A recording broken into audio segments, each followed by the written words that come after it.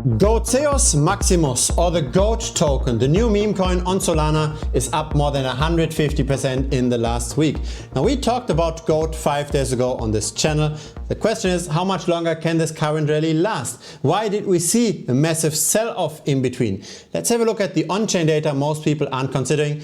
Let's try to figure out the demand and supply dynamics in more detail. Now, we are currently at 36 cents. We are up 145% in the last 7 days. And here's the statistics on that first GOAT video. Initially, it performed pretty much like an average video. Now it tends to outperform because the price did quite well. Interestingly enough, most of the traffic comes from search. And so at time of publishing of that first video, we were at 24.5 cents. We subsequently went up more than 100%. We then saw a massive correction of more than 60%. And then we very quickly recovered. Now let's try to figure out what happened here.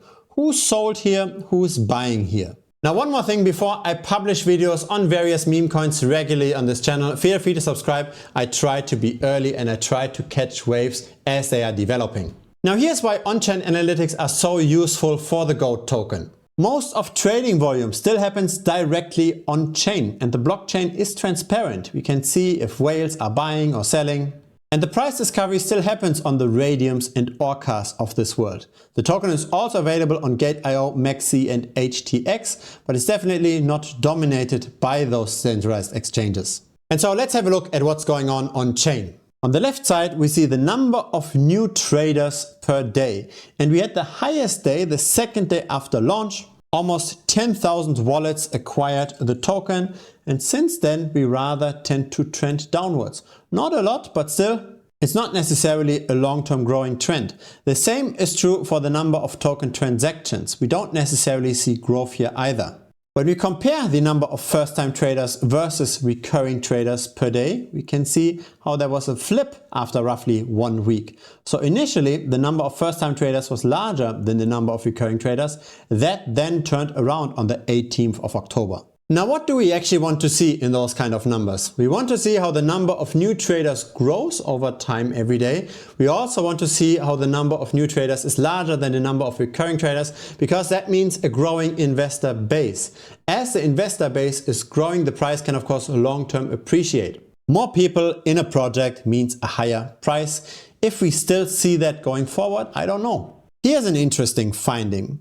The daily trading volume did not necessarily decline. The 20th of October was the second largest day in terms of trading volume. And this is very different to the number of new versus recurring traders. And this becomes even clearer on the right side. We can see how the large retail wallets tend to have more and more of that trading volume. Now, small retail means all the wallets below $1,000 worth of GOAT. Medium retail means 1,000 to 10,000. Large retail means 10,000 to 100,000. And whales means everything above 100,000. And so the big players tend to dominate trading volume more and more. And so then the question is, what are those large wallets doing? Are they buying or are they selling? Check out the graphs over here. On the left side, we see the number of wallets that have at least 1,000 GOAT tokens. So at the current price, that's roughly $365. In the middle, we go a 10x in minimum holding. So that's now above $3,000. On the right, another 10x, so above $30,000. We can see how the number of small retail investors 3 to 4x'd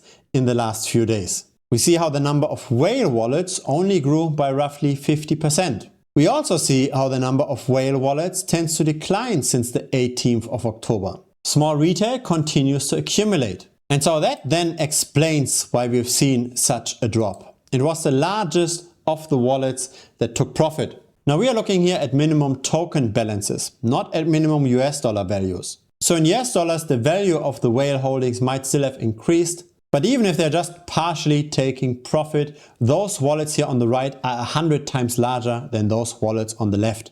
And so I believe that the recent price action is mainly driven by the larger wallets. Small retail tends to act slower, small retail tends to hold longer.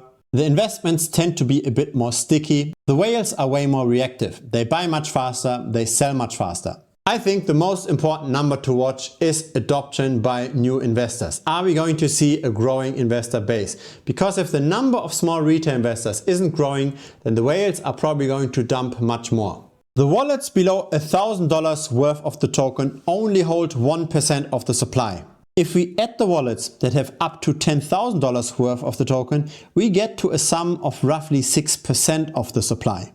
We see how in the early days, when the market cap was much smaller, that a bit of money was able to own much more of the supply. But then the rally came, and now when you don't hold at least $10,000 worth of the token, you're at the bottom 6%, right? You're not really moving the price. It's the whales now that dictate the price. And the whales tend to, at least right now, rather sell. Or let's say the whales that were very early tend to take some profit. There are other whales that came in later that are continuing to dollar cost average in. And those kind of whales tend to also have a pretty good profit and loss ratio.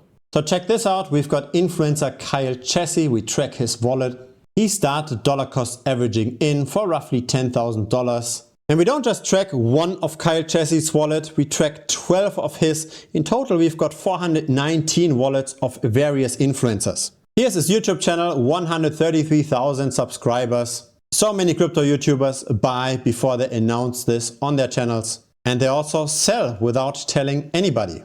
We know when they buy and sell, we are pretty much part of the insiders. We copy the people that make money in crypto. And of course, besides that, we've also got dedicated chats for the different altcoins. So feel free to check this all out. It's part of premium. It's down below, thebitcoinstrader.com. Besides those features, in Telegram, there's also a lot of tutorial videos. For example, on how to find those influencer wallets, but also on more general topics as in portfolio management, risk management, and on-chain analytics in general. There's also a 1-week money back guarantee. So in case you don't like what you see, simply message me within the first week and I'll refund you, no questions asked. There's no risk for you whatsoever. So to summarize again, there are early whales that sell gold right now. What's important is that the number of first-time traders continues to grow. It seems like top traders are still heavily buying gold. And the reason for this might be that there isn't yet a lot of ownership by the centralized exchanges. The market cap is still at under 400 million, so there's definitely still some upside potential.